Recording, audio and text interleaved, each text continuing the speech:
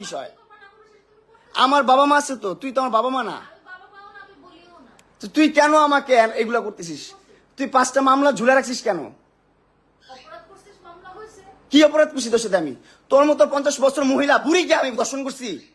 তোকে আমি attempt to murder করতে চাইছি তোরে কিভাবে? তুই দেখা, আমাকে রেকর্ড দেখা। আদালত তো তোর গোলাম। তোর বাপ আর্মি ছিল, তুই আর তোর আমার 2টা ভাতার আর্মি ছিল, তোর ভাই আর্মি, তোর টাকা পয়সা অডালা, যা মন চায় তা করতেছিস। আমরা তো গরিব পরিবারের সন্তান, আমাদের তো কোনো দাম নাই দুনিয়াতে। আমাদের জন্মটাই হচ্ছে ভুল। আমাদের জন্মটাই ভুল, বুঝছিস? এই দুনিয়াতে, এই যে আমাদের এই দুনিয়াতে জন্মটা নেওয়া হচ্ছে, কতটা রিল্যাক্স, কতটা নির্লজ্জ, কতটা বেহায়া, রিল্যাক্স হয়ে শুয়ে, রিল্যাক্স হয়ে কথা বলতেছে, রিল্যাক্স হয়ে সব করতেছে। আমি কি করব ভাই? আমার লাইফটা আমি কি করব? আমি চাচ্ছি সুন্দর করতে আমার লাইফটা। আমার লাইফে আমি কিছু করতে পারতেছি না। আমি যদি মাদক আসক্ত হইয়াও থাকি, সেটা একমাত্র ওর পেরেশানিতে। ও আমাকে বাঁচতে দিচ্ছে না ভাই। আমি কিভাবে বাঁচবো? আমাকে বাঁচতে দিচ্ছে না ভাই। মেন্টালি এত প্রেশার দিচ্ছে। ওর কাছ থেকে কখনো চাইয়া আমি একটা টাকা নিয়ে নেই। ও আমাকে হাইদা এটা করছে, এটা দিছে, সেটা দিছে, লোভ দেখায় না, মোলা ঝুলাই আইন না, এই জায়গায় রাখছে। ওর বাসা এই জায়গায়, ওর কাজের লোক, ওর বাপ মা, ওর 14 গোষ্ঠী সব এই জায়গায়। ওর কাজের লোকদেরকে ডেকে নিয়ে আসছে পিটানোর জন্য, আমাকে মারার জন্য। তারপর ওই নিচে রাজুকে ফোন দেয়, রাজু উপরে আসো তাড়াতাড়ি। সিকিউরিটি গার্ডদেরকে ফোন দেয়, তাড়াতাড়ি আসো, আমার বাসায় ক্রিমিনাল ঢুকে গেছে, প্রিন্স মামু। হ্যাঁ, ভালো নাটক হচ্ছে।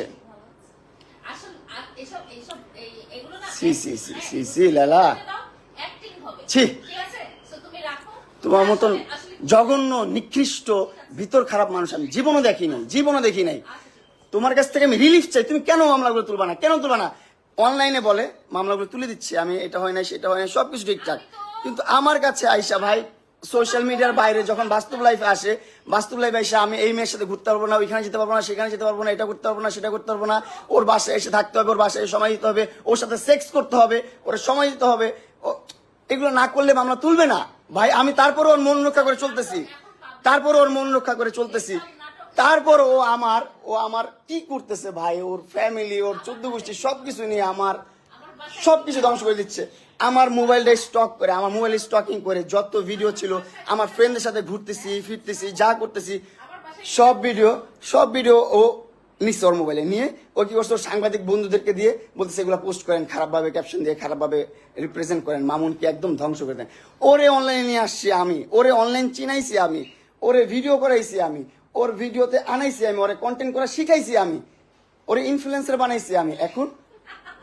এখন আমার বিরুদ্ধে কন্টেন্ট করে, আমাকে ধ্বংস করার জন্য কন্টেন্ট করে, বুঝছো?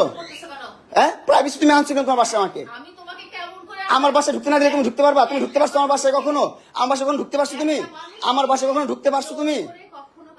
জি না।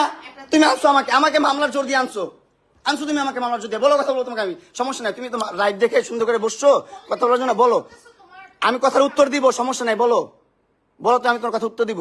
তুমি তোমার বেডরুমে আনছো, তোমার বেডরুমে অ্যাক্সেস, হ্যাঁ, তোমার বেডরুমে ঘুম পাড়াইছো আমাকে সারা রাত তুমি আমাকে। অবশ্যই জি না।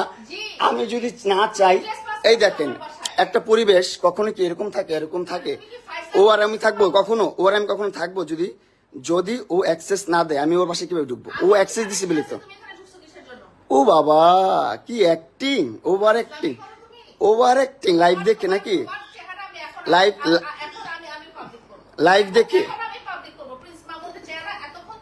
আচ্ছা ভাই,